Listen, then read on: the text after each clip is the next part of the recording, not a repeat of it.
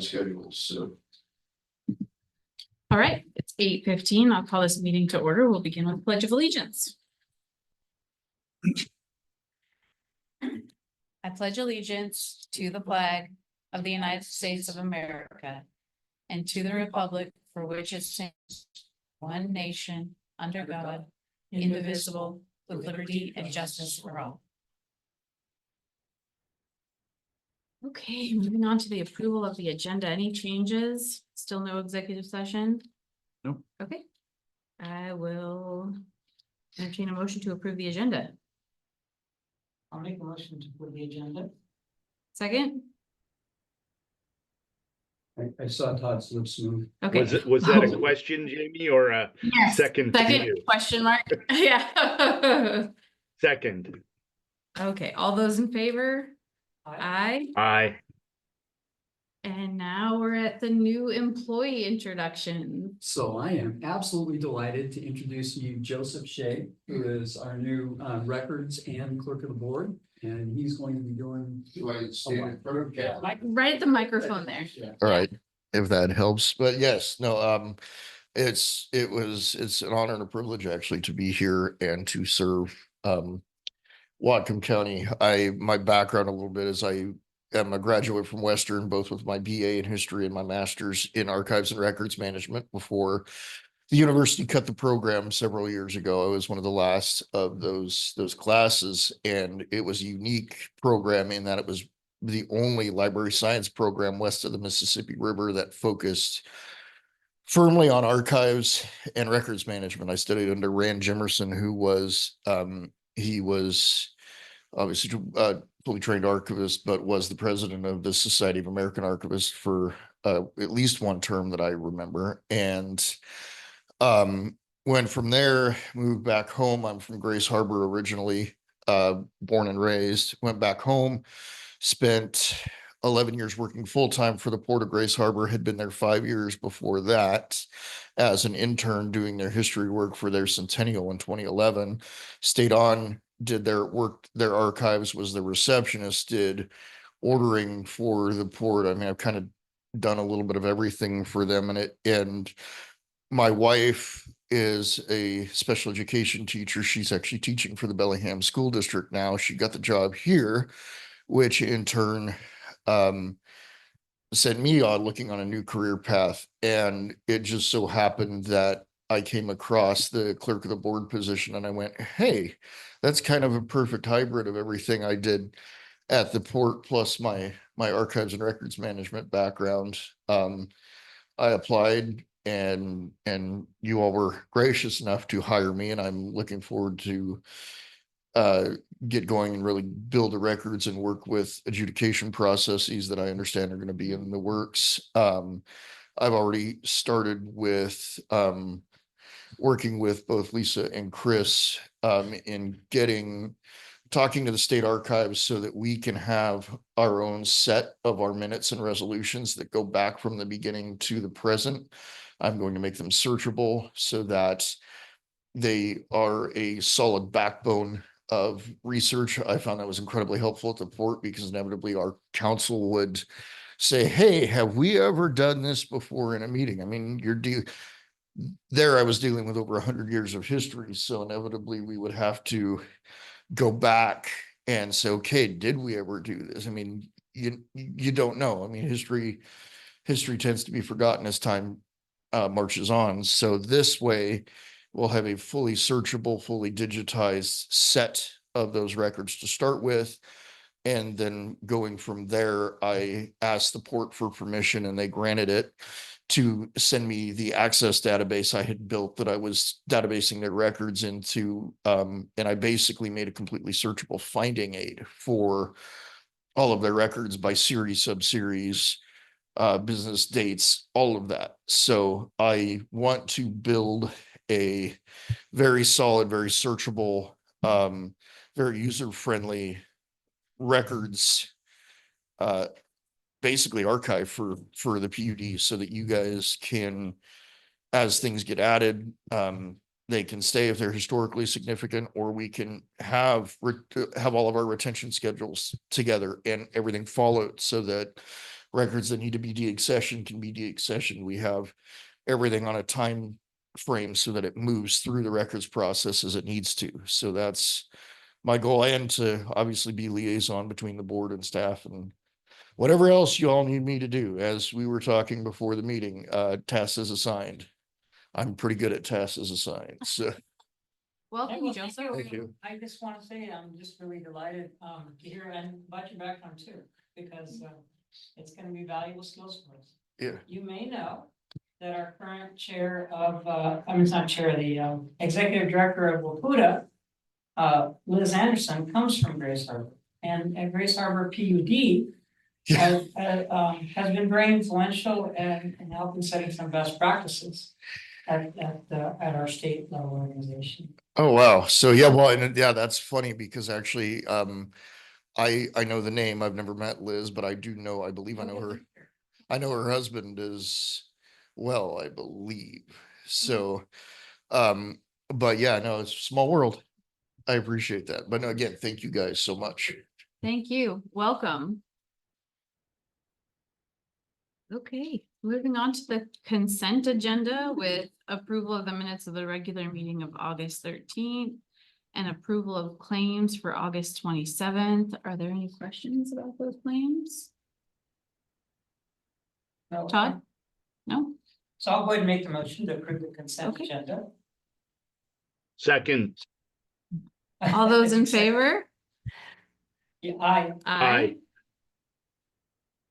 Okay, moving to public comment. We do have some public. Any comments?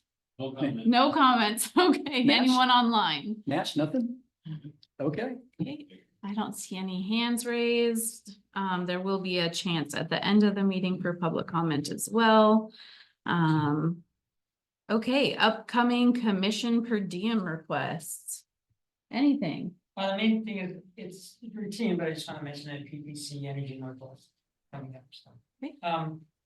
The only other thing I wanted to mention is that, I, got a comment from a person in the community. I just wanted to share with us, so we can have a public comment. His name is Austin Anderson, and, one of the things he said, and actually he also happened to be a candidate, for Great. PUD in District 2 in the primary. And he would raise two important issues in his campaign. And I just want to briefly mention those. First was the importance of an awareness of natural gas. I know that our PUD doesn't do anything related to natural gas, but his point still applies in one way, and that's that we need to manage the transition as a community in a way that the public is aware of the transition. And there's some perception that there's an effort to ban natural gas, for example. Mhm. And partially that's just because of misinformation, but also it's partly due to a lack of clarity of plans and clear information. So it's a challenge for us as we go forward to communicate the transitions we're supporting, and we're gonna pass a resolution in October, early October, or do we say early October, late September?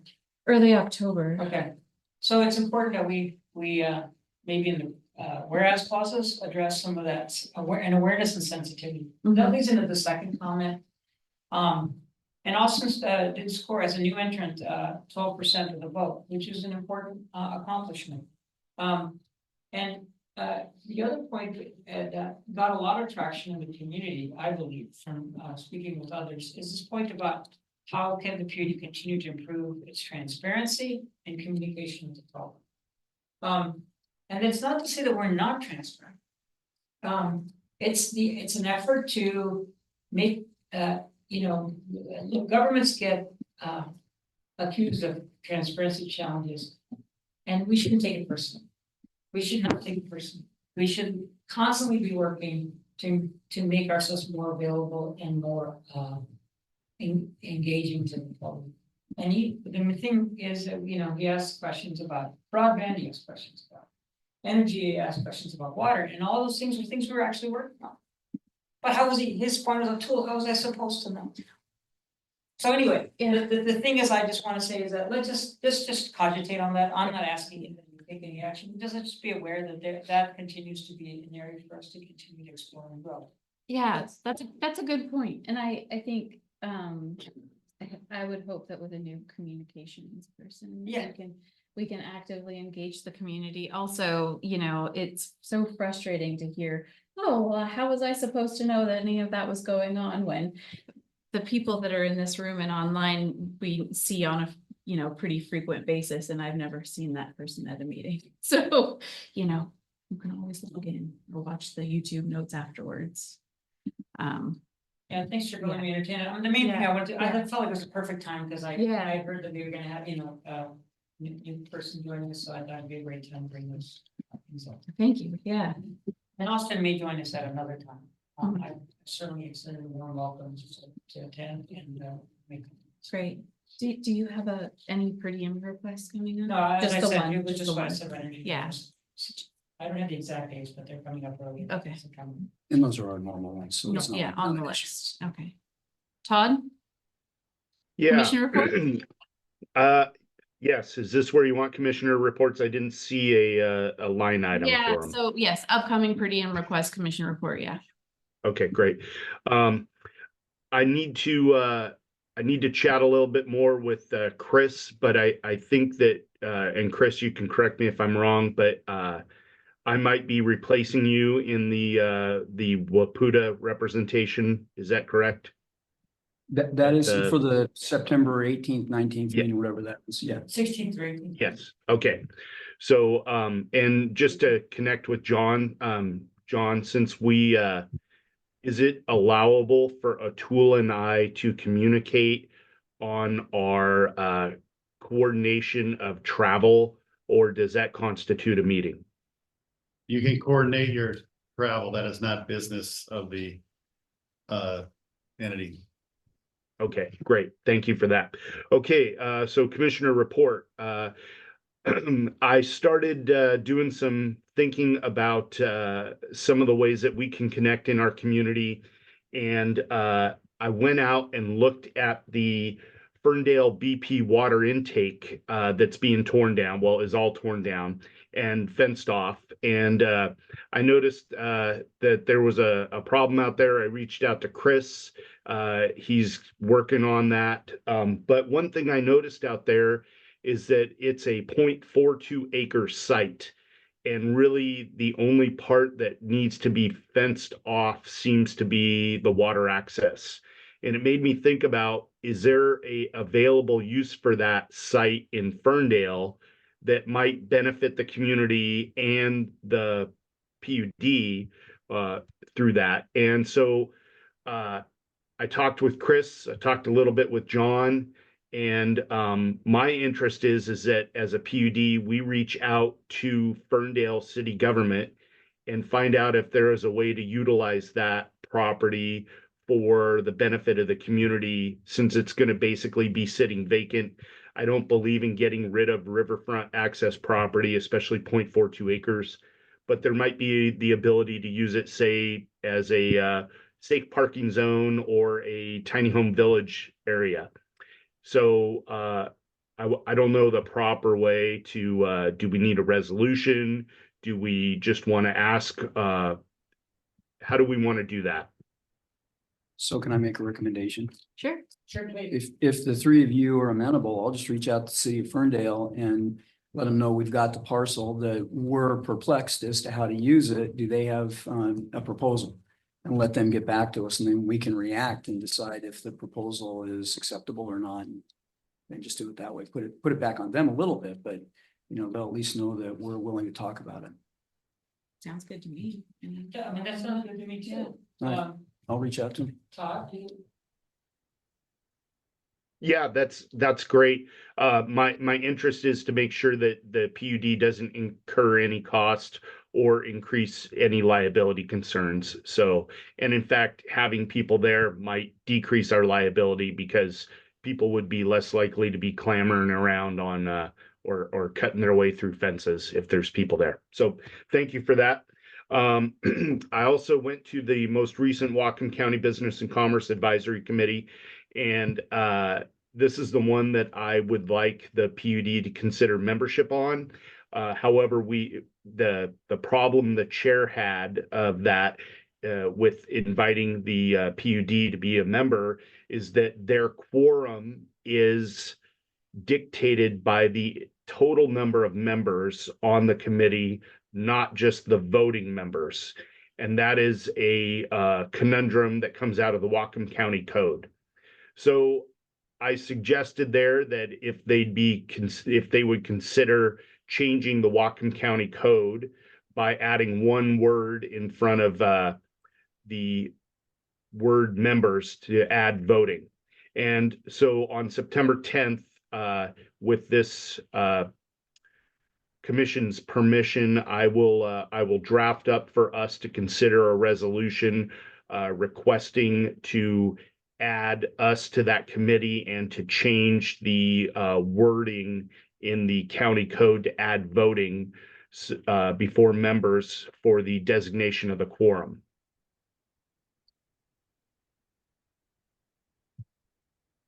Any objections? I see a tool saying I yes. guess there's two Okay. things you need commission approval on. And the one is that we want to have a regular member of the Business and Commerce Committee, which I'm fine with that. You know, the only thing is that it does occur to me that, you know, there's only 3 of us. And so I recognize that everything we join, just it's another thing that we have to cover. So I recognize that in a future time, we may not, a different commission might be spread too thin to cover all of that. So just recognizing that certainly, as long as we don't consider us like in stone for the next 100 years, if the always has to attend that committee, I'm fine with that. You know, one thing just to note, we're members of the EDI, and I think you are sitting Yeah. representative on that. And the EDI board frequently schedules their meetings during our commission meetings, Yeah, so it's like right now today. like today.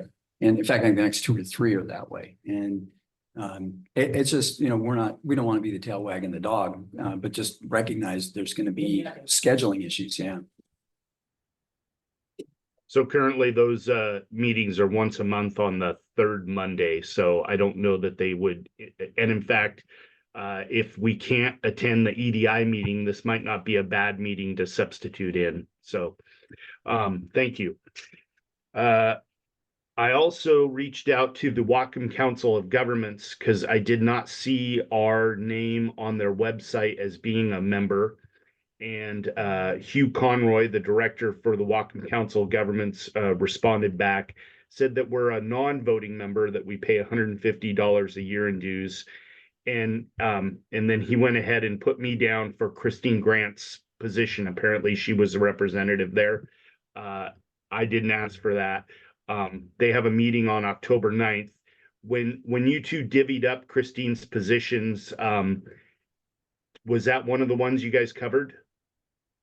You know, I think we briefly talked about it earlier after Christine departed. That was one of the meetings that she didn't attend very much because there wasn't, you know, really it was all about roads. And it was just not that relevant to what we were doing, even though we're, you know, technically part of local government. So it makes sense to be a member in that regard. But so yeah, it slipped through the cracks, but there was a reason. It was kind of a hold harmless thing. It might be with the water adjudication and the future planning going on.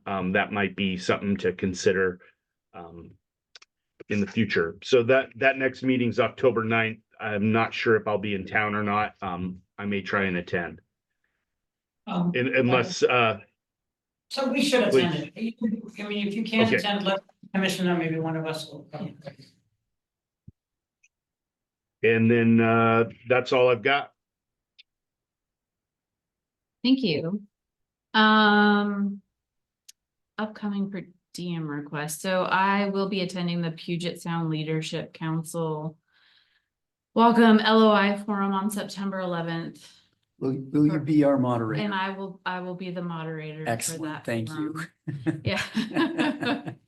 Okay, everybody breathe sigh of relief.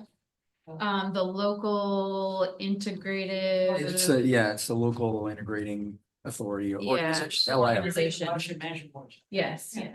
Yeah, related. It's related to that. Jamie, Puget Sound on Partnership. Yes. on that, are you going to attend the tour Yes, I Okay, think we can both attend the tour though, can't we? I mean, It's kind of all interesting. elected officials in the county have been invited. Yeah, yeah, so, This one on the 11th, it's there's a 4 hours. Hmm? Did you come in our email? Mhm. it should have From from Becky, Geneva yeah. Consulting. Okay. I should read my email number. Yeah, I know Becky CC'd me. I know all three of you got the notice. But yeah, I'm When sure is I it? did. I was When on is it? vacation. That's my excuse. September 11th, Yeah. okay, Yes, so a different day. No, no, I'm just thinking it's, if you don't talk and just listen, that's fine. Chance people could be exchanging, so it's one of those things where the the safer course is just do a special meeting. It'll be that your commission will be attending a tour together and this day, no action is going to be occurring. You know, just a simple notice that it's for a special meeting. Yeah, and I think that, so. That way Commissioner- anyone can attend and Yeah, be free and not. have Yeah, to just worry about it. Commissioner Lagsty and Commissioner Deshmani, if you guys are attending, just let me know. We'll make that happen. We already know we're gonna have our water commissioner will already be in attendance, so, yes, I'll switch to today. all right, thanks. okay. And then just, one other thing that I attended, I was invited to a meeting with Rick Larson's staff last week to briefly, the meeting was essentially on salmon recovery, but I was able to kind of give a plug for our geothermal project in partnership with the Nooksack tribe. So it was a brief meeting and I think it was productive. So that is it for me.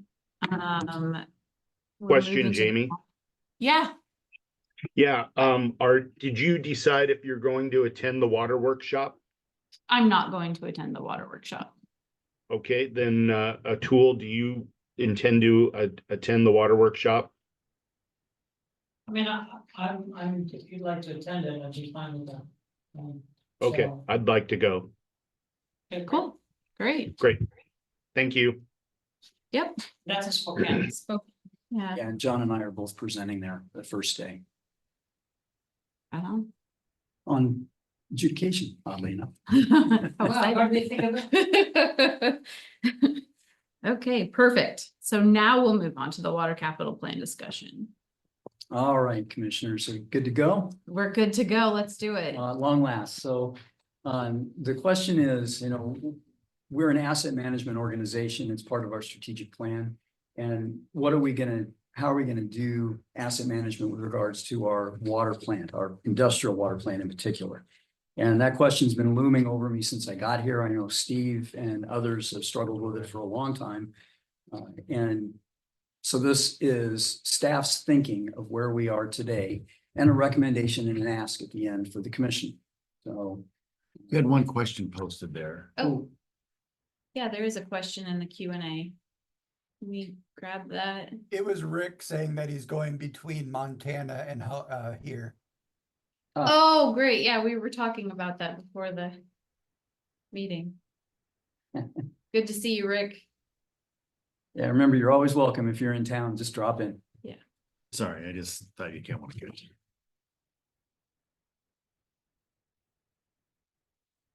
Back to you, Chris. Or screen share. Mike had it up and then it went away. Here we go. All right. Oh, I should say, Chris, before we get really into this, it's a pretty long presentation. And there's going to be natural pauses to ask questions, right? So we should hold off until those natural pauses. So get your, Yeah, get well, your and notepad down and specifically, there is the last slide is questions. So, there's that natural ending point, but yeah, there'll be some places in here where we break between the actual physical recommendation and the finances and then other places. So the first part is the history and kind of how we got here. So next slide.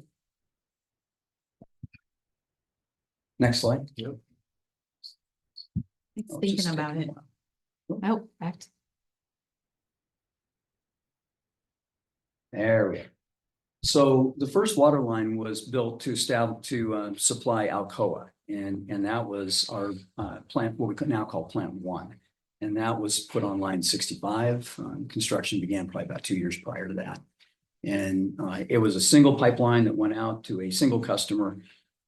And that was really the beginning of our water utility. Next slide. And then 7 years later, we ran a second line, established a second point of withdrawal from the Nooksack. And I don't want to go into the claim structure or anything around that, but it was a separate plant. And so you'll notice that if something happens at plant 2, plant 1 can't support it. And if something happens at plant 1, plant 2 can't support it. They're completely isolated, no redundancy.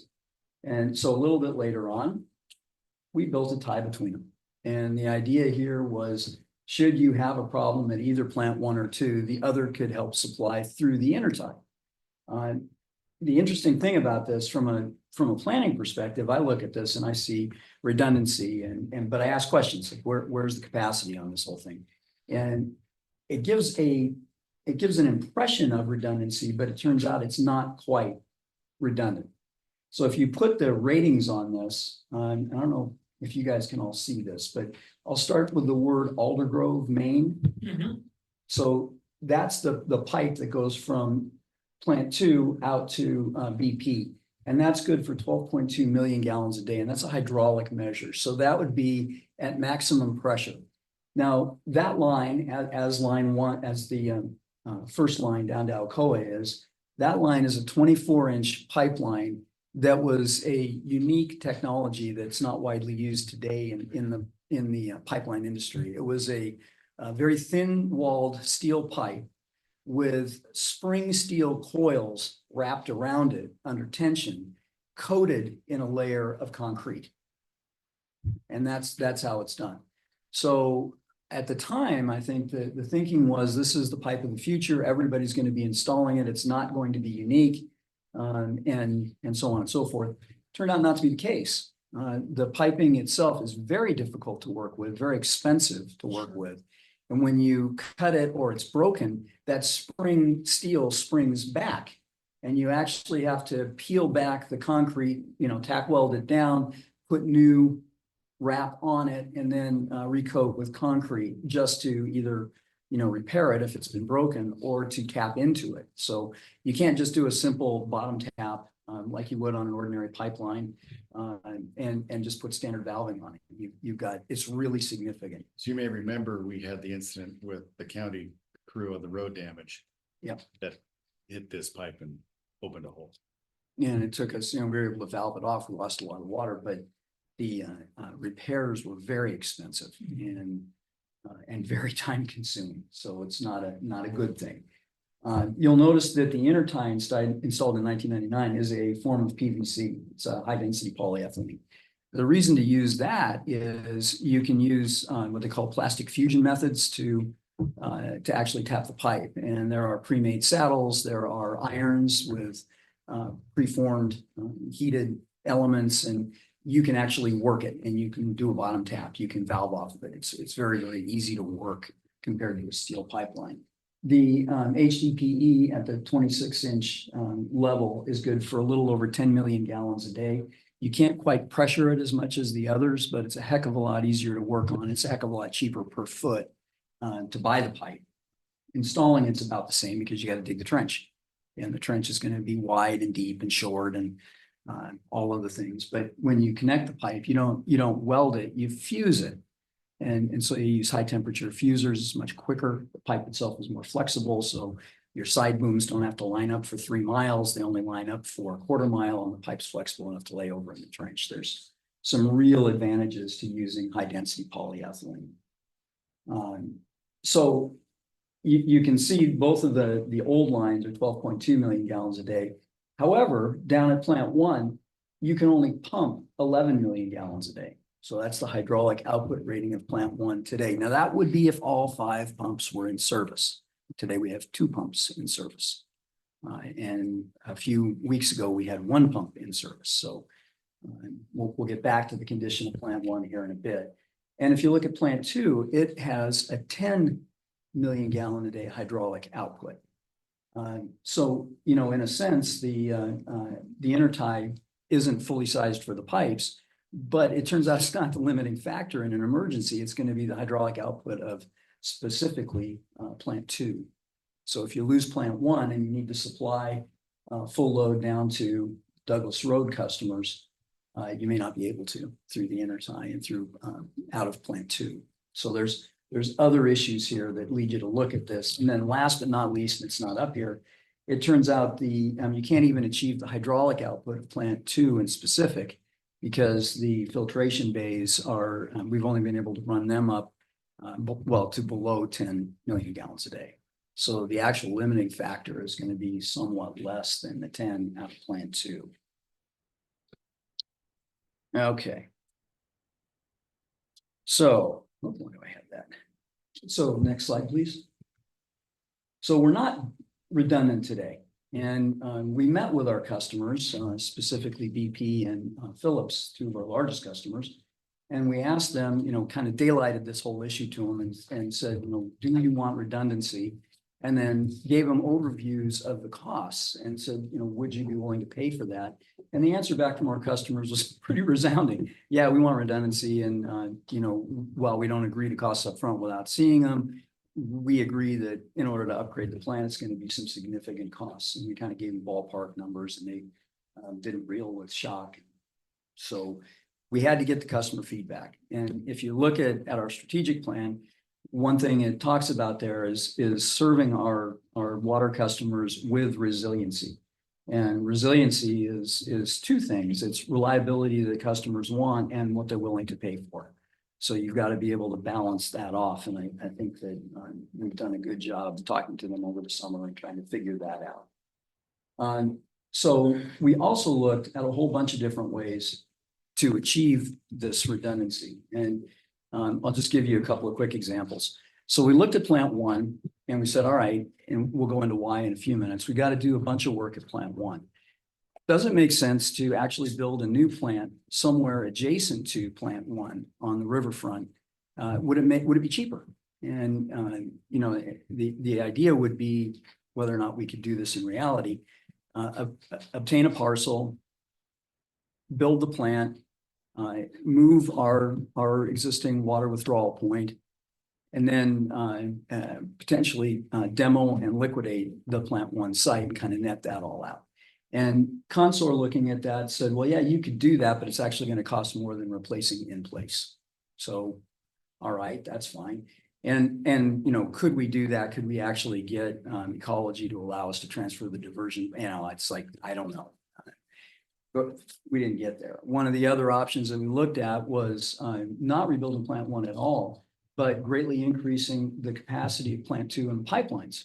And it turns out that also is much more expensive than replacing plant 1. And it would require us moving, again, the point of diversion and the rights and everything else. So, not getting past the cost hurdle, we didn't have to investigate everything else, but clearly there'd be enormous challenges on everything else. So, where it came down was that if you want to have any kind of redundancy beyond what we have today, you've got to start with replacing plant 1, rebuilding plant 1. That's the logical first step.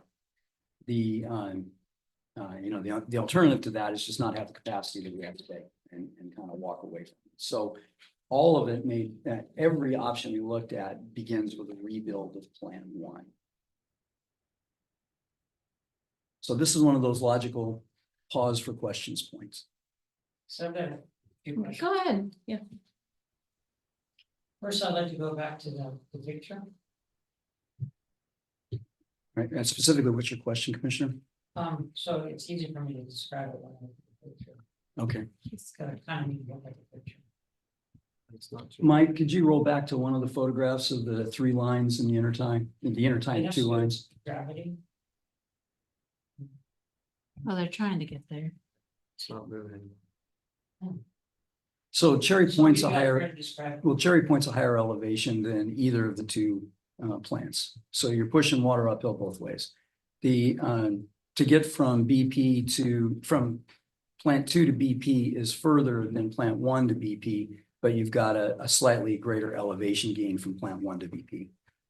So the hill that you have to climb is bigger off the plant 1. Yes, I mean, number 1, plant 1's at a slightly lower elevation than plant 2. It's not, yeah, it's not a huge difference, but it's a difference. And of course, BP is at the same elevation, no matter which way you approach it, it ends up at the same altitude. Right, so here's the questions that, I'm imagining water flowing from plant 2 to the intertie, to the plant 1 line, and then uphill. And I'm wondering, that's probably another challenge, right? Because if plant 1 were to go down, that would be another thing that would limit how much water you get. Do we have any customers east of the intertie, on the plant 1 line?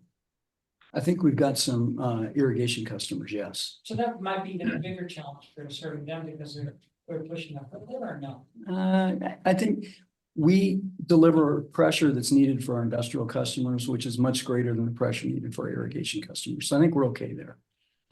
And in this slide, in the previous slide, so you don't need to change the slide for that. There's a few words used, and for my own benefit, not for staff, you guys know what you're talking about, I see in the meetings. But it would be helpful for me to get your written definition of what you mean in this material by the word resiliency, because I've heard it, but it was slightly different than how I define resilience in my conversations with you or with other people. So the a little bit of help to make sure, and if you wouldn't mind repeating your definitions of resiliency and redundancy. Okay. And before you do that, one of the scenarios I'm wondering, did you explore with the team a plant 3? And I mean, that I don't even know where that would go. But what about the idea of a make-up plan that would be broader? That's a really good point. We had talked about that briefly, and part of the problem is, of course, land procurement and establishing a new withdrawal point and new water. Yeah, so there's those issues, but it also, and when we get further on in the presentation, we'll talk about it. There are pipes and storage solutions that are much cheaper than that. So, you know, one of the things that you can look at is either surface storage or tank farm storage out at Cherry Point for water that would kind of mimic exactly what you're talking about. Another way to do it would be additional pipeline. For instance, you know, I probably left you with the impression that, you know, eventually we want to replace those two ferroconcrete pipelines, but it may very well be that we leave them in service and parallel them and increase our capacity that way. So, you know, two things there, you know, one, it reduces the pressure drop a little bit and throughput greatly, but it also acts, the pipeline itself acts as a little bit of storage. So you've got, anyway, yes. So that's a good point, and we've gone through, and we'll talk about that. I call it peeling the onion. Later on, we'll talk about. Well, yeah, and the idea, I was referring to potentially Plan 3 could be a water recovery plant, meaning partnership with our customers. We could take their wastewater and reprocess it and into new water, potentially. So this is an idea. Well, I think that I'm going to speak for our customers at this point. They'd probably be happy to get someone to sign off on their waste effluent and take possession of it. So, We can't do any wastewater without a vote of people. no, right? we cannot. Yeah. No, but I mean, yeah, that's fine. Yeah. But we're talking about $100 million. So Uh-huh, it's important to think outside the box. Mhm. So. I just, John's giving me a look over there. No, it's this isn't the time for that discussion. We are limited on sewer service without both of the people to authorize it. We would have a discussion of what's wastewater, what's recovery water, of finding new water. I need to peel that onion. It's a much more nuanced conversation. Yes. Yeah, And so. I mean, it's for the commission to consider, but this is the time to bring it up. Well, and this was one of the reasons why, you know, when I went through the options up front, all of our current options start with the rebuild of plant 1. And then you go into all of this planning. And none of those other options that we've just talked about are precluded by rebuilding plant 1. And so it's important to recognize that you can get there. But we haven't done those studies yet. It's a matter of capacity. We're going to focus on rebuilding plant 1. Nash, did you have a question? Sure. I think Commissioner Lags lead that conversation. Okay. I think Commissioner Lags lead it. Todd?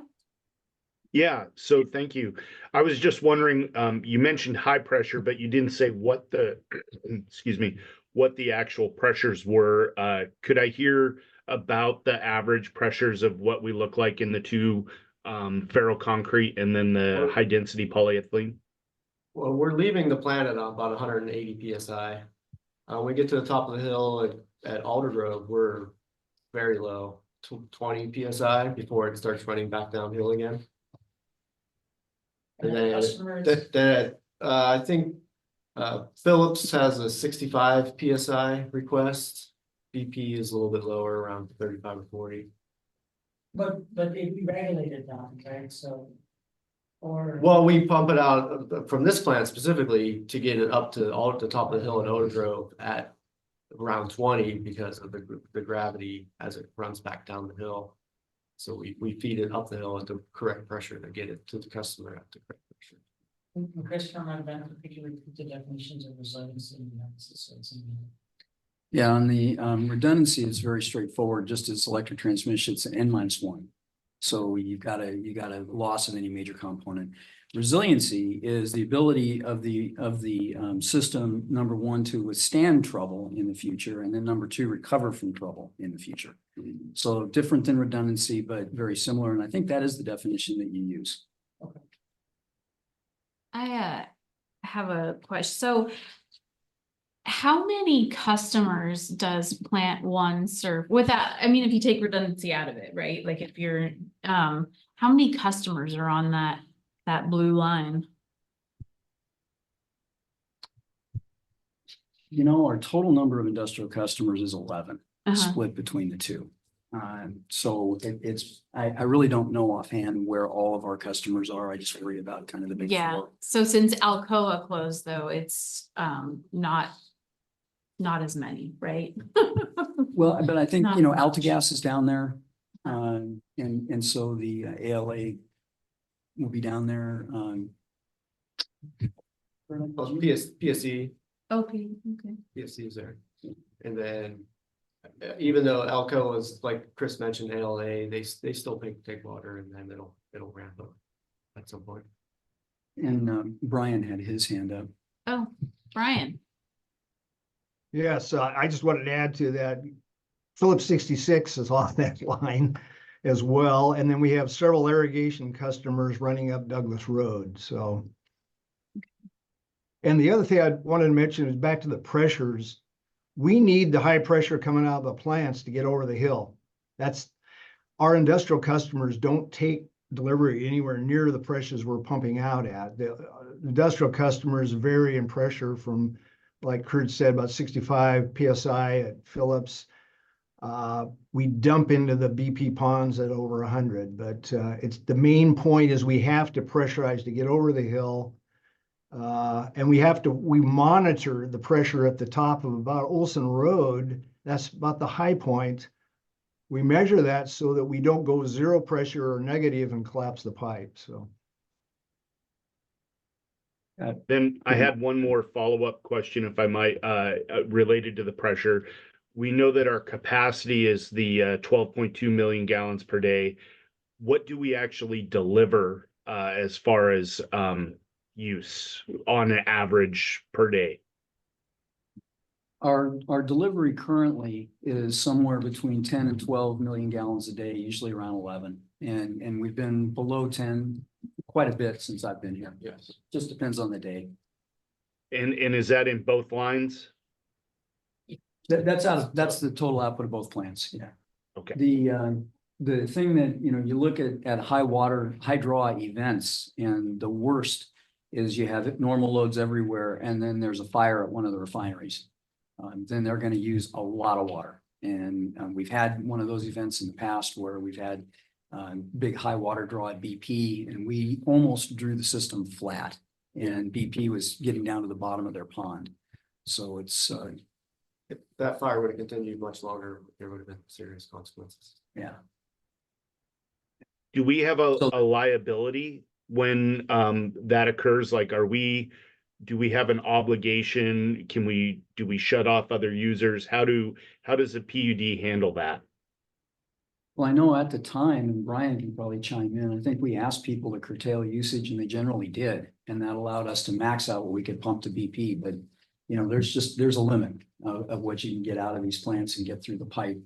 And I think that, if we're maxed out and we've, exercised due diligence and all that, I don't know what our liability, if any, would be. I don't think we guarantee service, but we will try like all heck. Yeah, if I could add, our contracts basically specify, best ability to deliver. We're basically best efforts. We don't have liability. The other thing that to consider here in the rebuild is that, I don't know if this is the time to mention, but the elements, the Ola Grove line, the Douglas Road line, the intertie were all constructed in different decades. We often refer to an industrial water system. We do not have a system. It was not designed as a system.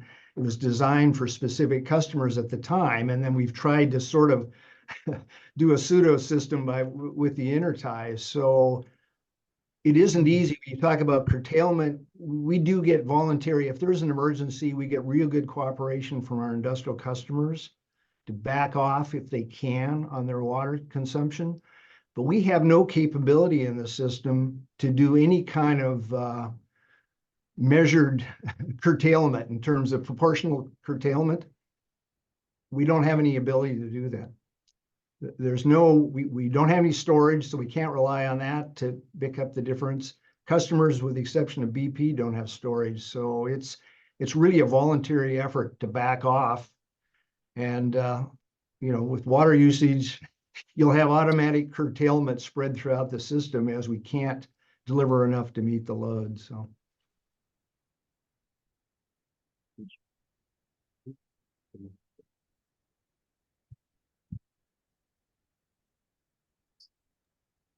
Thank you.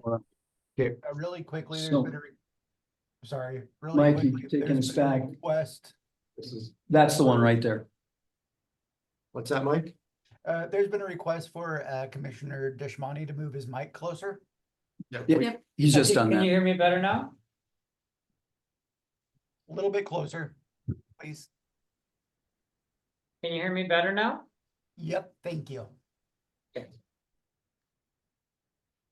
I gotta apologize. I don't know what's going on with their mics today. Mine's usually all the way back there and they tell me, yeah, I'm booming. So it's like, I'm not sure what's going on.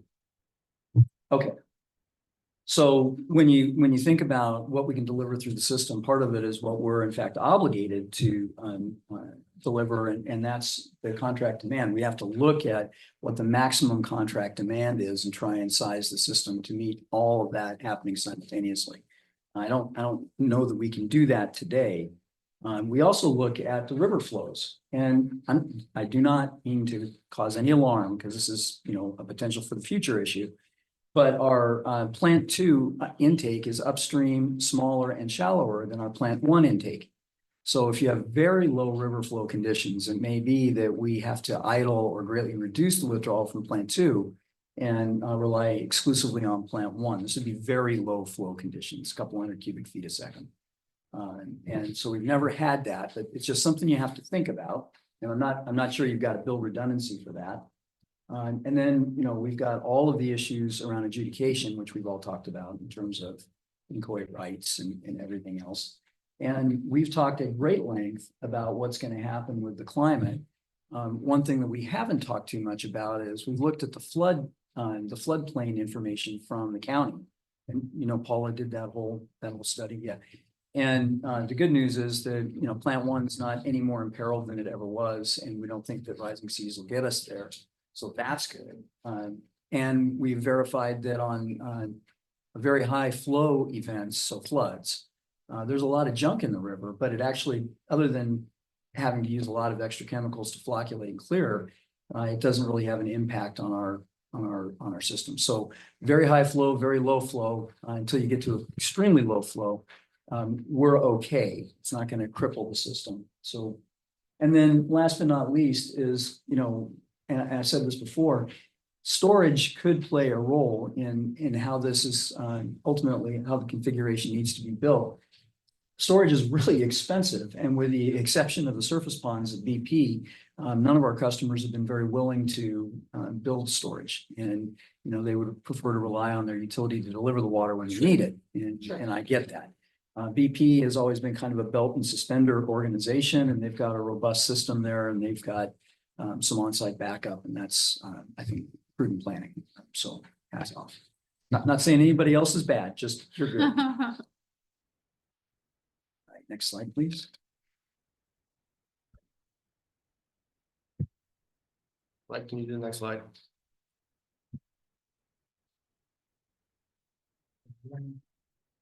Yeah. Next slide is challenges. Yeah, it's what's going on. So the first thing is that our plant one is failing, and we'll look at that a little bit. The second challenge that we've got is the transmission pipelines themselves, aside from the intertie, are of obsolete design, and they have aged to perfection, as plant one has. The concrete hasn't started to fall off of the pipe, and as we've looked at it, it's been in surprisingly good shape. But yeah, you like that. I really like that term. I'm gonna use that again. It's like a fine wine. It's been aged. I kind of feel that way myself some mornings, but anyway, so you've got the pipeline itself was designed with a 40 to 60-year life. We're at it. So that's as far as you need to go. We've got constraints at plant two. We'll talk through that. Even though it's a newer plant and we've had significant rebuild, there's a point where you know, again, peeling the onion back, you get to a limit of output, and that's all you can push without. Another challenge we've got is none of this stuff is cheap, and somehow you've got to finance it and then get customers to pay for it. And kind of another challenge we've got is all the folks that have been working on this stuff for decades have been working on this stuff for decades, and they're reaching the end of their career. So, you know, Steve is kind of moving off. Brian will be moving off this year. Our operators that have been on this have been on it for 20, 25 years, and 10 years from now, they may not be available, et cetera, et cetera. So the workforce that we've got is a significant challenge. And I've got to pause because the next part is pictures. Pictures? Mike's gonna take control of it. Photographs. There's some really important things to show you about plant one. Todd, are you still on? Yeah, he's there. Okay, just want to make sure we don't. Yeah, Yeah, I can see him. I can see you, Okay, good, just making sure. although the screen share did go away for me. Oh, there it is. It's back. Yeah, Thank you.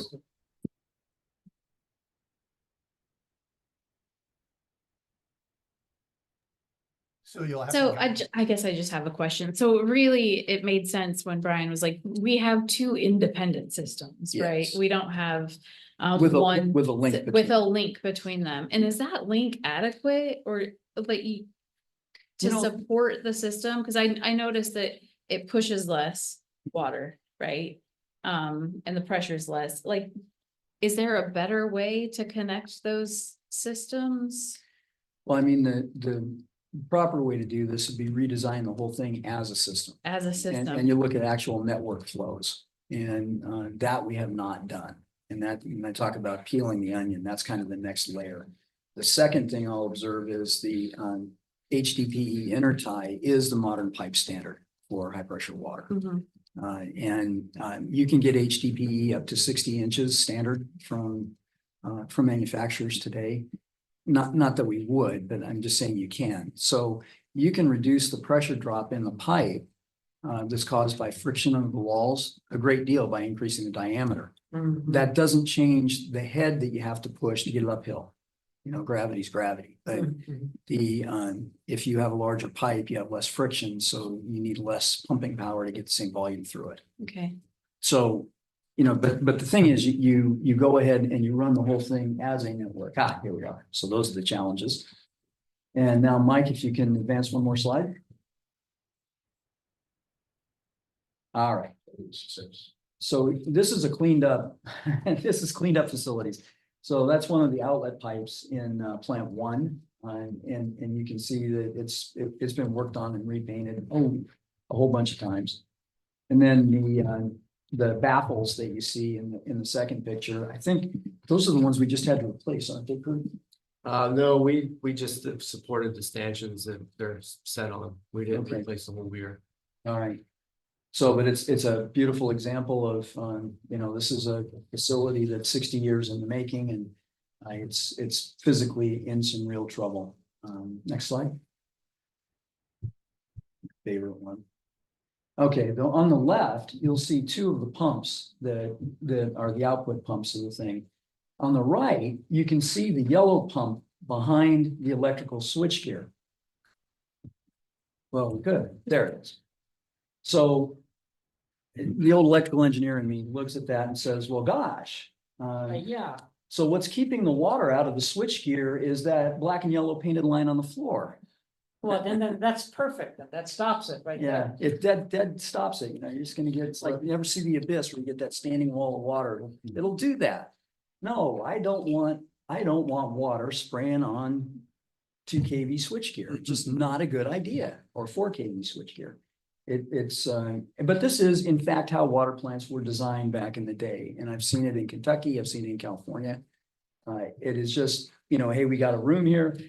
We got pumps are electrically powered. Let's put the electrical panel next to the pumps. We don't have to wire it very far. That was the logic. Logic's fine as long as you put a waterproof barrier in there so that you don't flood out your switchgear. So this is an example of the kind of thing that's just got to be fixed. And as the whole thing deteriorates, you get a new design, you separate out your electrical room from your pump room, and you ensure that you keep your electrical equipment dry. And typically it's installed at a higher elevation. You put it on an upper floor or in a hut on the surface, and then the pumps are underground. So anyway, there's a number of ways to deal with the problem, but the problem itself is pretty profound. And these are the pumps. There are 5 of them. Here's 2. I don't know if both of these are in service. I think the yellow one is. I don't know about the brown one. But that's, you know, we need to have all 5 to be able to push the hydraulic max out of the plant. Okay. So this is a pause, and then I'm going to go into the finance. Well, just, you tell me if there's a better place to ask this question, but, I mean, I couldn't help but notice Lake Carroll in between our 2 lines. So is that a potential place for storage? Not storage, just part of a wildlife sanctuary. So it would be, Well, there's that. Well, there's that. yeah, it would be an issue. Okay. I So- think, but that being said, it's not a bad idea, but we'd have to, you know, you're looking at raw water, not clarified water. You can't, so you'd have to have a whole pumping clarification plant coming out of Lake Carroll. So it would be essentially the 3rd plant you were looking for, but then you'd need rights, you'd need land, you'd need, you know, power in there. Environmental review, Corps of Engineers probably have something to say about it. I mean, it's kind of All of it. all of it. When was I Plant 2 built? recall we did have water, and we did 2 water storage studies over decades ago. And one of them was high mountain storage. That was in the late 90s, right? Think so. Vaguely. Shortly I wasn't after here. became Commissioner, I think Well, 2000. I think they were resurrected. I don't think they were done since you were here. I think. No, there was one done, I think there was one done in 2019. There was a study in 2019. Yeah, Do you remember what it was, Kurt? that was, Lake Trail was one of the sites. I don't remember Well- Lake Carroll being part of it, but that was RH2. We were looking at surface storage out at Cherry Point, and that may be what you're referring to. No, I remember specifically Lake Trail and specifically lakes coming up in that study. Mhm. But I don't, I mean, obviously it was a totally chalkboard kind of thing, but I just watched, I brought it, and I'll leave it at that. So I know we've studied tank storage, we've studied surface storage out of Cherry Point. We've also studied surface storage in stream and out of stream and various tributaries over the years. But those studies were light. They were, you know, Yeah, as you described, chalkboard, and they were way back. So I don't know how. Brian or Todd? Well, I just wanted to mention, we did a study back in 2010 by Murray Smith, who is now Consor, and they focused on some DNR property on the west side of Kickerville Road for a storage facility and priced that out. And at that time, back 2010, it was $30 to $40 million. Go ahead, Todd. So, thank you. So, first question, it looks like those pumps are drawing up, from the ground and then their discharges into the light blue lines. Does the fact that they are drawing up, does that limit our capacity? Is that part of one of the design things that might be able to be reconsidered? So I don't know about the specific design of these pumps, Todd, but typically what happens is the limiting factor is going to be what the pump itself can move, not the piping around it. The other thing is that if it's drawing from underground, it's drawing from a reservoir that's above that. So your hydraulic pressure is probably positive on the pumps. Is that right? Right, yeah, it's pulling from the clear well, it's pulling from it's a concrete reservoir of the treated water is what it's pulling That is from. above, it's above, so it's got a head pressure to those pumps. Correct. Okay, and then, second question, I guess relates to the water chemistry.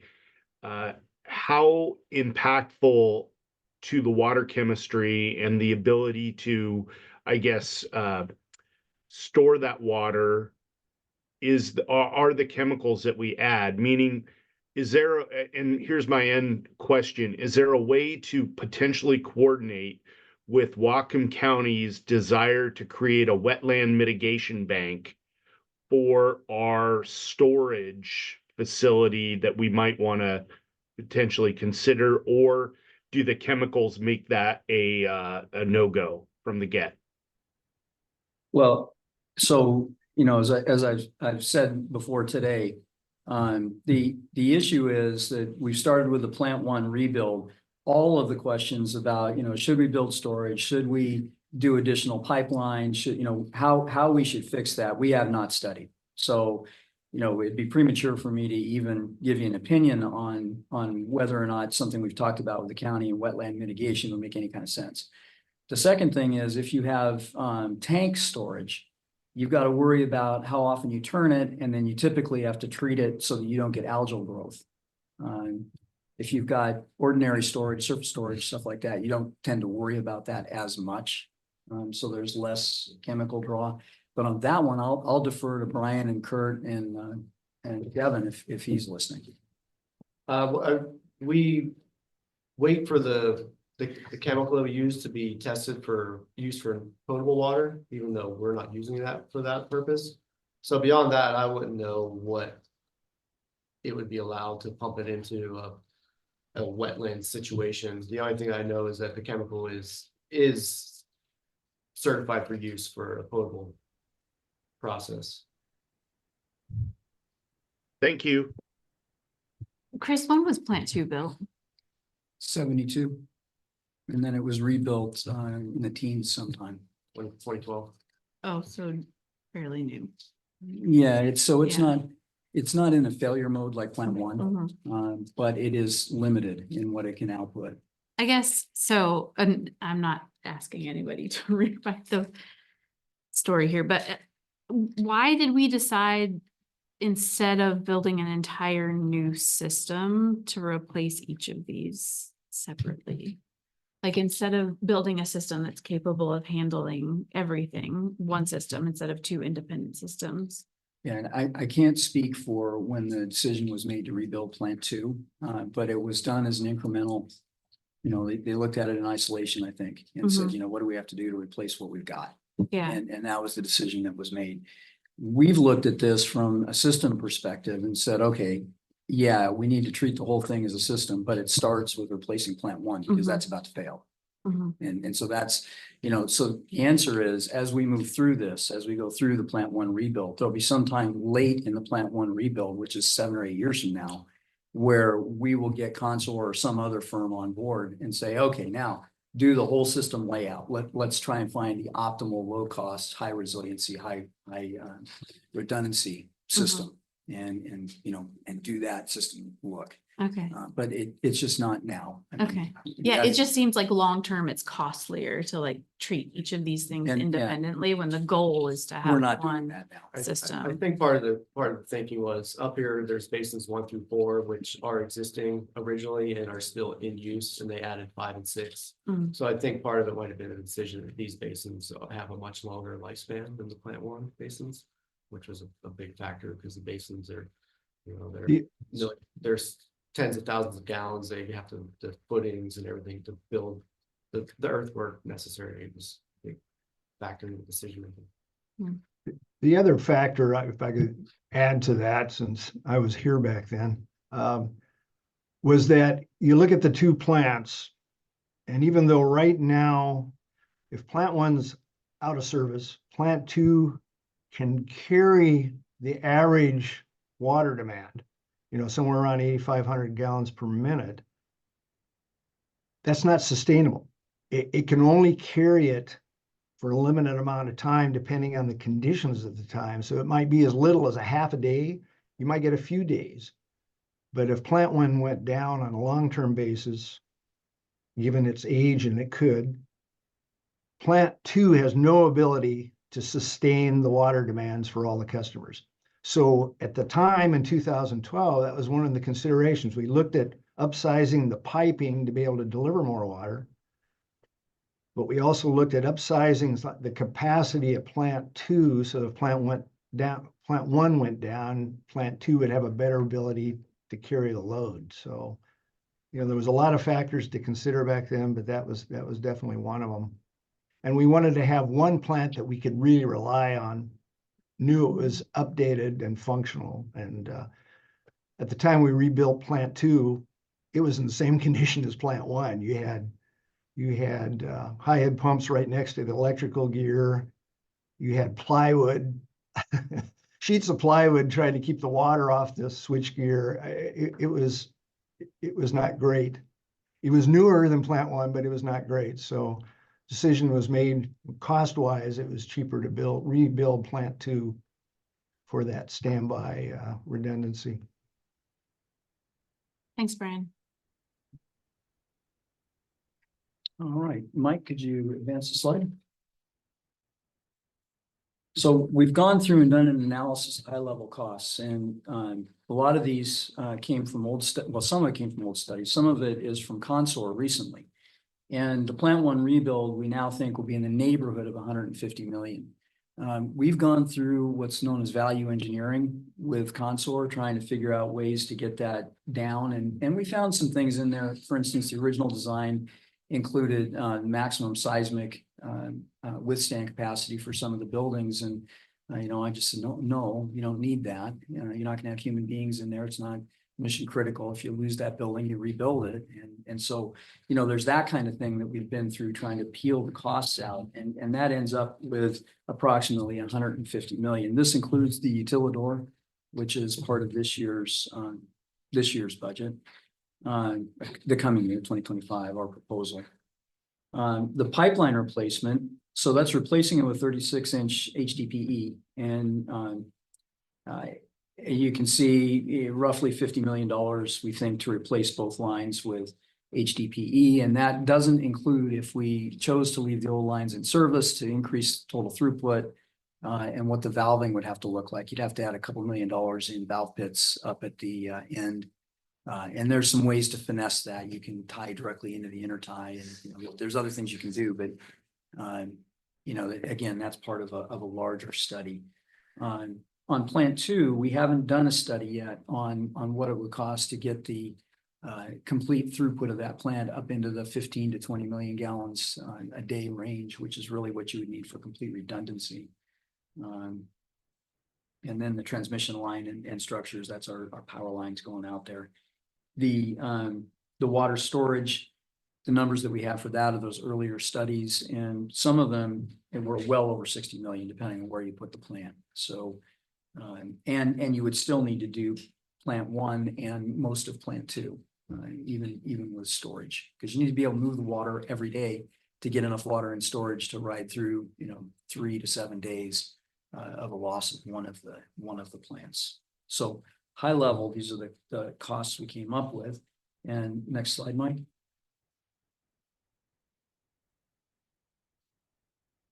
So then you look at how to pay for it. One obviously would be to go ahead and collect it through rates and without spreading the costs out. Nash is looking at me like, no. So, but you could, and you have to look at that because you could. The other way to do it is to issue bonds, and that allows you to spread out the capital investment over years or decades. And that's what we've done. There's two flavors of that we can engage in. One is revenue bonding. The other is a general obligation bonds. The fundamental difference between them is the revenue bonding is essentially pledging against future revenue from customers on that system. And a lot of that involves then the rating agencies take a look at what's the likelihood of each customer to go offline, what are your recovery mechanisms that are available in the contracts, et cetera, et cetera. And because of that, they're generally a little bit higher risk and a little bit higher rate. So there's that.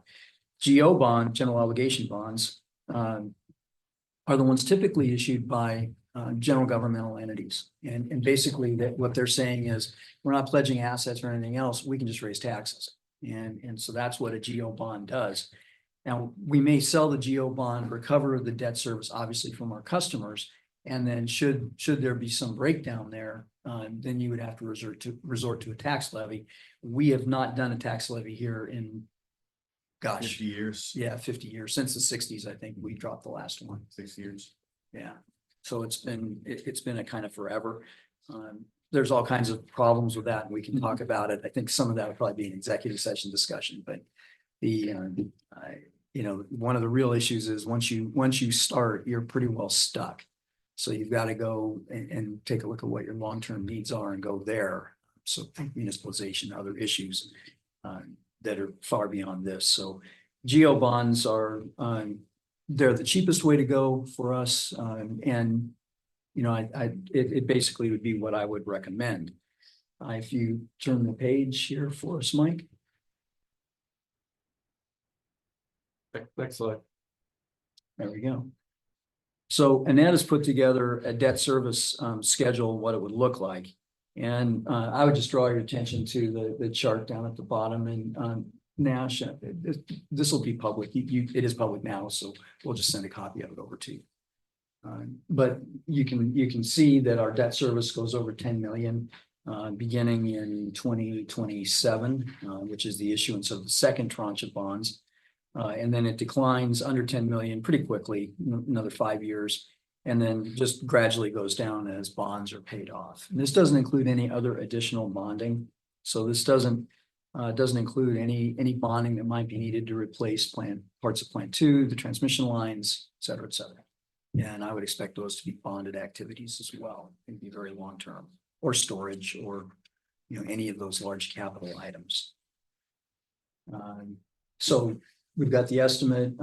We think we need roughly $117 million in bonds over the two different issuances. And when you issue bonds, you have a 3-year period to expend them, I think, or 4-year. There's some finite time period. So that's why you don't issue them all up front and then spend through. You issue them partially. So are there any questions about bonding before I go on? Yes, the question is, we incurred debt. That debt has to be paid off. That has an impact on rates. Do you have a chart that shows what these capital projects will do to rates? So what we're doing here today is kind of walking you guys through the big strategic option and what our recommendation is. If you say, yep, we, just head nod, we need to work that through, then number one, we'll give you the budget in a couple of months. You'll be seeing that a couple of different times. And with that will be the rate projection. So, that'll give us the time to do it right and cook it through our model. And we'll also get some advice from bond counsel on what the actual cost of the bonds are going to be that we got to include. I mean, there's all kinds of other things that go into it that we just haven't chased down yet. Lots and lots of detail. John, anything? And I guess one last question about the bonds is that a hybrid approach is also possible, right? Of general revenue and Yeah, I mean, you can always do stuff like that, but each issuance costs money. And there's a fixed charge and it's large. So the more issuances you have, the more it costs. So you can defeat Well, the that's a great question. So how many issuances are we talking about here? two for this. And we have some outstanding bonds, and I believe all of our outstanding bonds are revenue bonds. And that's what those two curves are, right? The two issuances. Those are the two, the two upper curves, the lower curves Yeah. down below, that's all existing bonds that roll off in the 2020s. Yeah, and we'll all get this deck, right? Mhm. And I just wanna, I assume it's Annette. Yep. Responsible that chart. I love that chart. Yep, it's extremely educational. Can Annette hear me? Annette, I love that chart. Go ahead, Todd.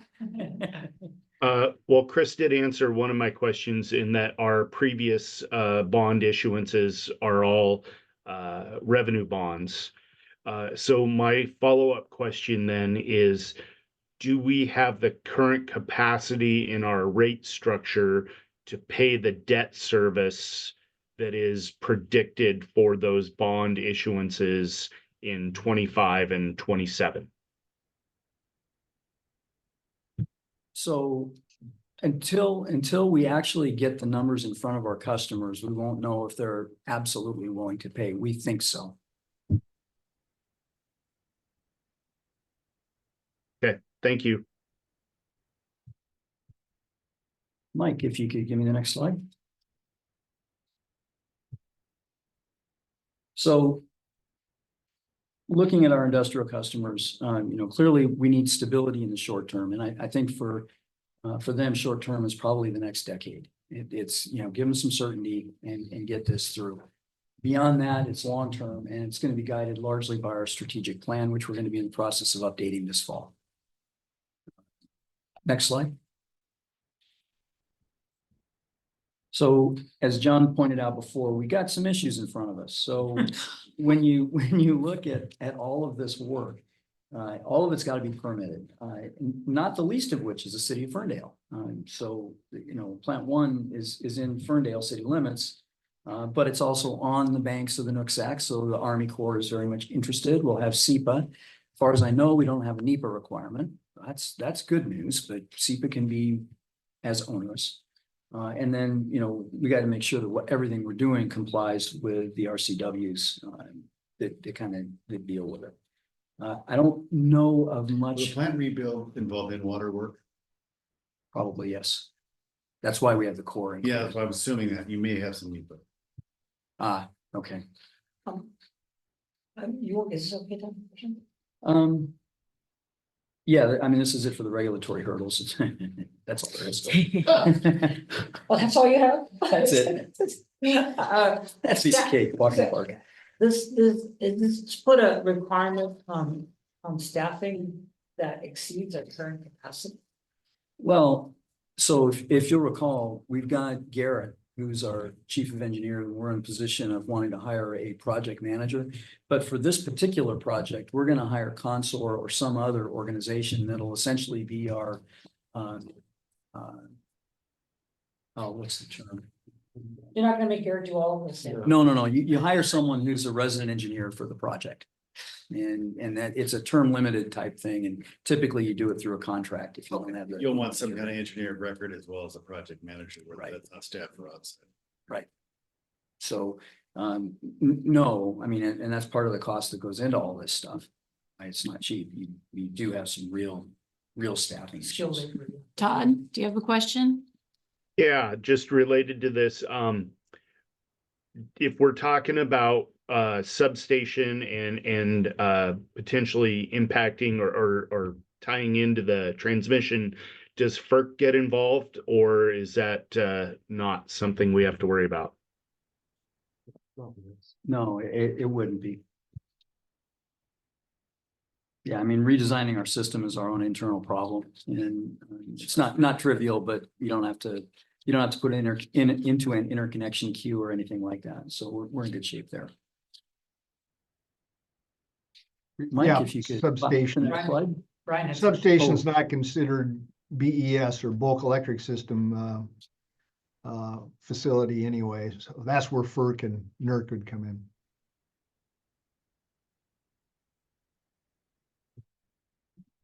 Mike, could you advance the slide? So, we've talked a little bit about this, but an upgraded system ultimately could serve different customers in addition to our current customers, depending on how you design it. So it's just something to think about long-term. For instance, we've heard talk over and over again from the county of displacing wells with our industrial water east of the city or west of the city of Ferndale. And I think that would be, it's not a huge draw on the system, but you need a system that you can actually tap and valve. And with our current water system, we cannot. Right. Well, you can, it costs a lot of money. It ends up being absurd. The other thing is that we may be able to be in a position to help water districts that, need a pipeline extension because their wells are failing. So this is, possible future opportunities that come along with this. And if we open up a trench someplace, it may, just because of the route, we may want to put our own broadband cable in. There's other things that will take, and those won't go into the water rates.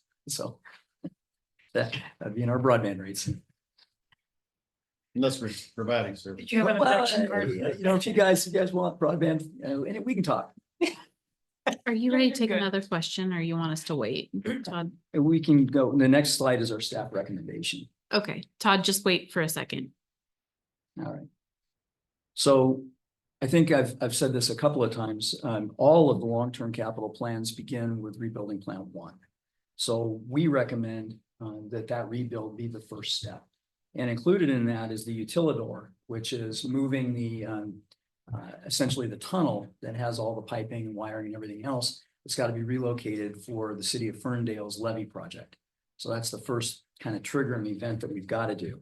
And then we'll be doing the rest of the engineering that's required for the redesign or most of the rest of it next year. Both of those items we are proposing to put in the 2025 budget. We're also proposing to put the bonding in the 2025 budget, and that would be reflected in the rates. And then the next layer of the onion. Once you look at getting through the Plant 1 rebuild and you've got that capacity and redundancy built back into the system, then it's take a look at the entire thing as a system and what's our optimal layout. And so that I'm letting you guys know is the next step, and it would be probably 5 or 6 years from now. It would be while we're late in the Plant 1 rebuild process. And with that, the last slide is any other questions. So Commissioner Legacy. Thanks, Chris. Excuse me. So you said you used the word displace wells with our water transmission line. Is there a better word to use, like replace? When I think of displace, I think of maybe more of a forced transition. Is there a better way to phrase that, or are we going to be, I guess, imposing? Well, what the county was looking at was finding an area where the majority of well owners would want to get off of their wells and perhaps forcing the other ones. And the issue was to reduce the draw on the shallow aquifer that is out west of Ferndale. And so really it was a county-led plan. It depends on what you want to do with the aquifers. Yeah, well, the city of Ferndale's deep aquifer. So they claim there's limited intertie between the shallow aquifers and the one they're drawing from. Evidence would say that's not true, but be that as it may, if you take pressure off the shallow aquifers west of the city, then like the Aldergrove Water District, their aquifer would have less pressure on it, so they would be able to draw well pressure more easily. So yeah, I mean, there's probably some other words you could use, but that was the intent. And it's something that is nowhere even in the planning process yet, Commissioner Legacy. It was just talked about at different meetings. And, the question is, would the PUD play ball with something like that? And my short answer was sure, especially if it's done as something that's an experimental pilot project with DOE or something like that, using other people's money to fund it, then it would be very possible. But I would not ask BP and Phillips and others to fund that. I can't draw a nexus between their business and that activity. I hope that helps. But it didn't make things more confusing. There's a question. Yeah, there is a question. I think that we actually need to wait until public comment for public questions though. So we'll put a hold on that question till public comment is ready. Go ahead, Todd. You have another question? Sorry, I don't know why that hand popped up, so. Oh, okay. Atul, do you have any other questions? Well, I guess what are we looking for here, Chair? I mean, do we want to have a discussion now or what? Or do we, I mean, Well, I don't think that we were going to take any action today, were we? No, No. So it was something for us to look at. We may take action on it later in the year, especially pertaining to budget, correct? yeah, I mean, this was one of those, kind of fatal flaw meetings. Yeah. If you guys see something where absolutely this is a no-go, Mhm. before we spend hundreds or thousands of hours putting a budget fully together, I'd like to hear that. what I'd like to ask, if we have a little bit of discussion. Sure. But maybe if it's okay, listen to the questions from the public or comments, so that it can inform our conversation a little bit. Or would you rather do it the other way? Yeah, well, I don't, there's legality when it comes to actually interacting with the public during a meeting. That's why Yeah, you sure. have public comment periods. So, Although we don't Um, want to ask for comments now, focus on this, that's fine, it doesn't foreclose the later public comment session. okay. It's not a public hearing per se. Yeah, Yeah, because we're not asking for a I'd decision. like to hear this. Yeah, sure. There was a question in the chat. Is that a typo on 2025 or 2027? Both say plant one. So I'm assuming that the questioner is referring to the bonding. Both bonds there are two different tranches of bonds for plant one in 2025 and one in 2027. Right. So I don't think that it was a typo.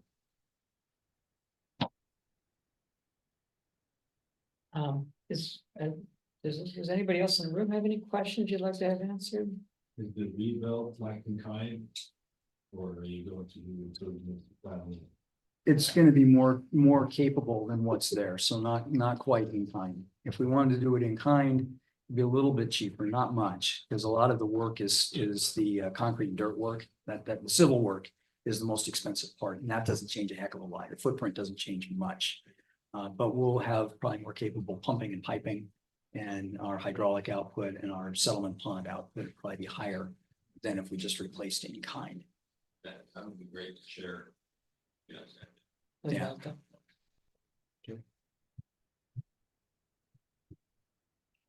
Anything else? No? So, yeah, I mean, Go the thing that, for me is a great presentation, by the way. Very informative.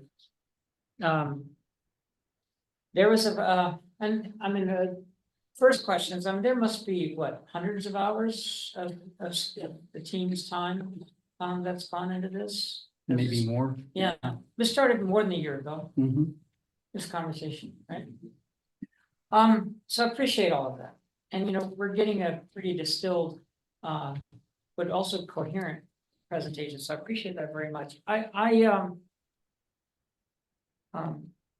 appreciate that the team, after careful investigations, come to this conclusion that the system's survival long-term depends on a rebuild plan.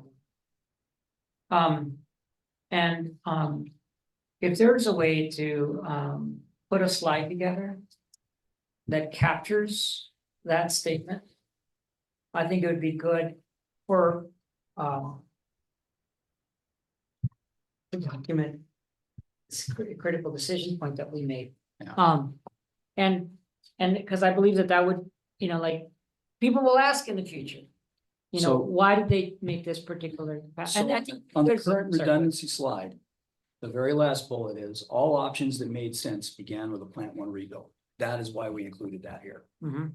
It was to document the fact that we had gone through this for the last 18 months, and everything that we looked at, there's tons of options, but they all start with rebuilding plant one. And that line is great. Could that be the heading of a new slide that expands on that statement and explains why? I suppose so. And the reason I'm thinking about this is because today isn't a decision point. Right. Exactly. Mhm. But we are basically confirming that bullet point. If there's one output of today's meeting, it's that. Is that, at least from how I'm reading this presentation, it's that we are, as a commission, supporting the staff recommendation that we need to drill down now and figure out exactly what this looks like for a plant one rebuild. You already have a good idea of it. And get on with the process of planning. So it would make sense to me, as a commissioner, speaking for myself, that I'd like to take that decision and make sure it's really anchored and documented and anchored. And documented as such. I think I see what you're saying. So, you know, I had asked the question, why rebuild plant 2 and then rebuild plant 1 instead of, you know, creating an entire new system. So I guess I think what Atul is saying is that we are committing to rebuilding plant 1 as a commission. And so just a defense of that, right, is what Right. you're looking for. Yes. Just, this is why we're, you know, things falling apart, can't support, you know, the needs, our growing needs. Yeah. Let me suggest that the appropriate place for that would be in the justification story in the budget for the Yes. project. I think you're Yeah, So, however you want to do it. Yeah, let me suggest that that'd be the right place. for it. Yeah, I'm not saying exactly how to do it. I'm just asking that question because I think we need to be able to say as a commission that this is a big decision. Hmm. And we're not quite making it, but we're providing support for a recommendation by staff. I think we've got to, yeah, but Go ahead. Commissioners, if I may Yeah. address this actually very thing. As an archivist, when I was with the port, I went through many a planning document and many a project document. And a lot of times in those documents, one of the first sets of pages you come across is a brief history of what the project was, how it got there, etc.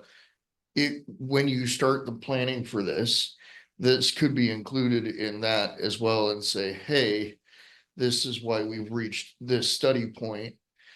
This is our conclusion of how to properly rebuild based on this history and this study. Thank you. Todd, go ahead. Thanks. Chris, great presentation. This is a yes and meaning you did great here. And we'd like to see a very specific, I agree with Commissioner Deshmani about a little more nuanced or fleshed out reasoning behind that.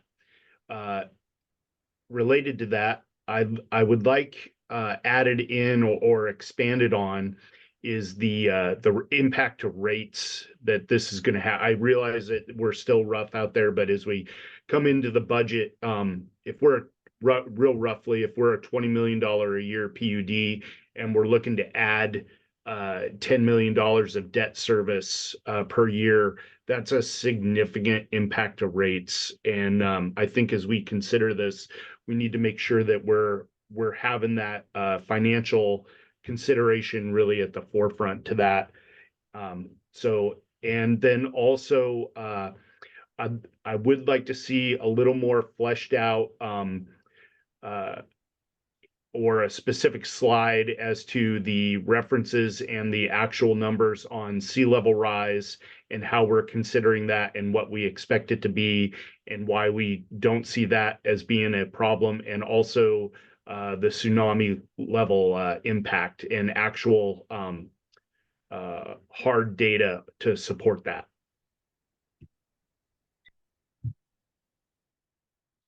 Go ahead. okay, two more. I mean, since we're talking about a facility that we're planning 50 years out, we talk about tsunami, we got to talk about Lahar too. You know, Excuse me? Lahar, Oh, Lahar. Okay. Well, Um, a lahar here would come off of Baker. right? So I'm not sure that the community would be very worried about replacing our water plants after a lahar came through to the sound. It may be such a catastrophic event, but there's also a degree of, I know that there's, county's done work in this regard and just consider it. I don't know. I'll just say all those issues will clearly be addressed in detail in any kind of permitting process.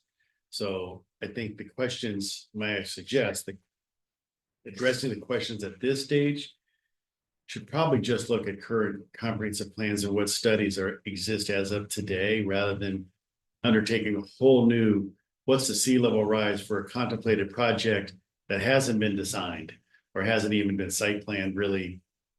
But we have some baseline information from the county.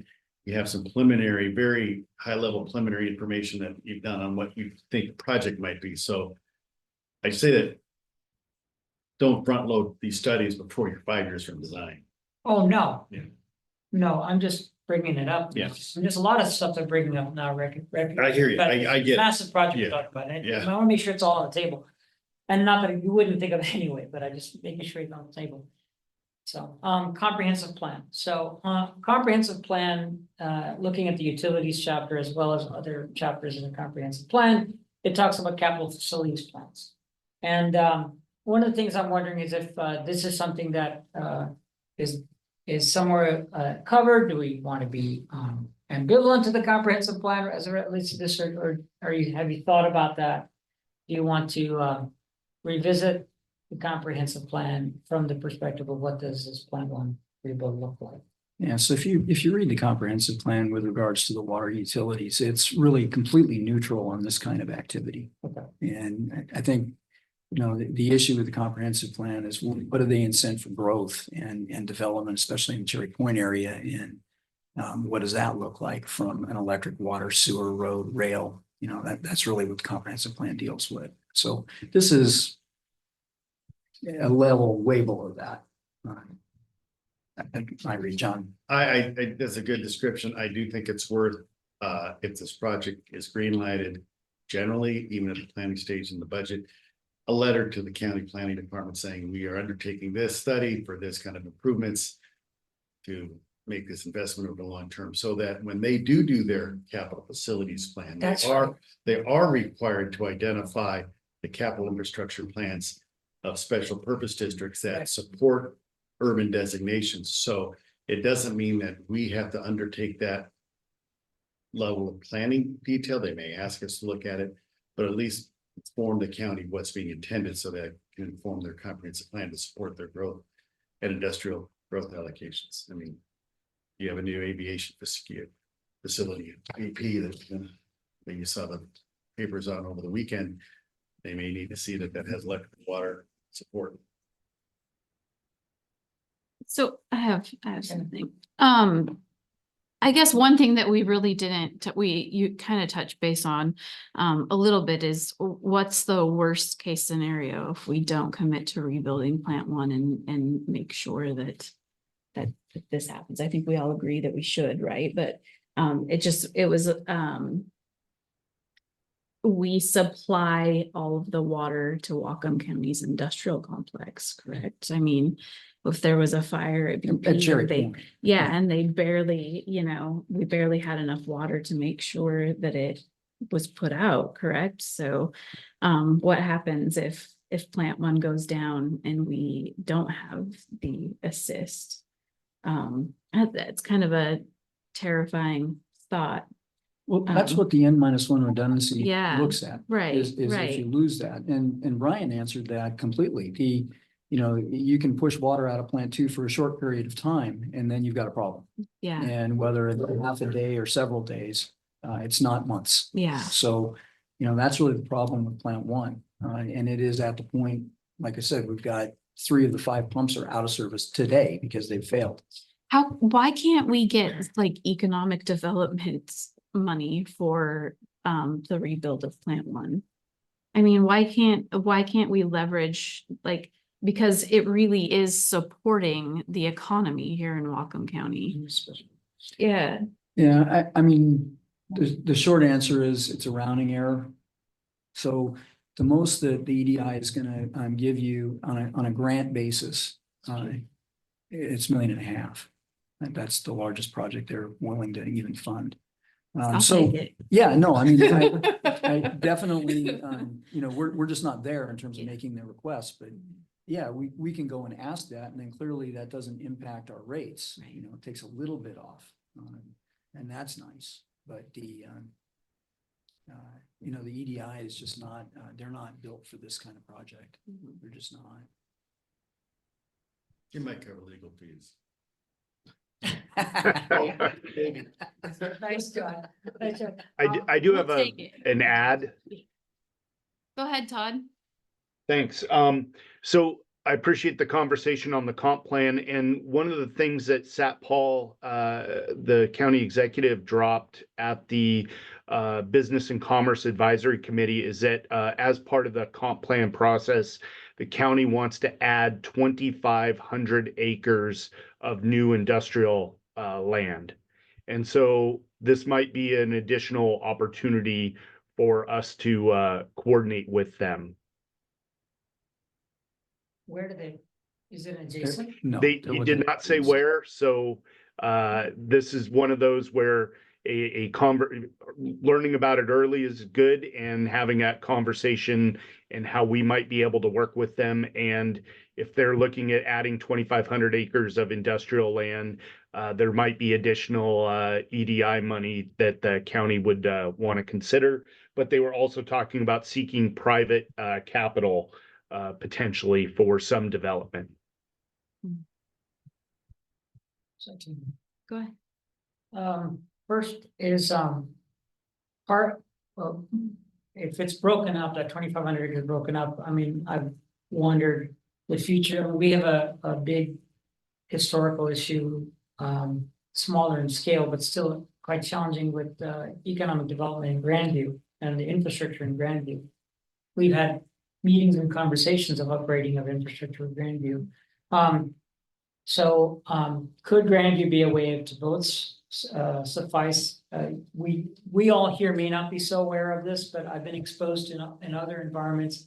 I've had very intense conversation in Whatcom County, supported by the port, the county, and others, on the importance of having suitable industrial land. And one of those areas could be Grandview, which could support more medium and heavy industrial activity, particularly for smaller businesses. And so could there be a potential win for us that by incorporating some of this activity?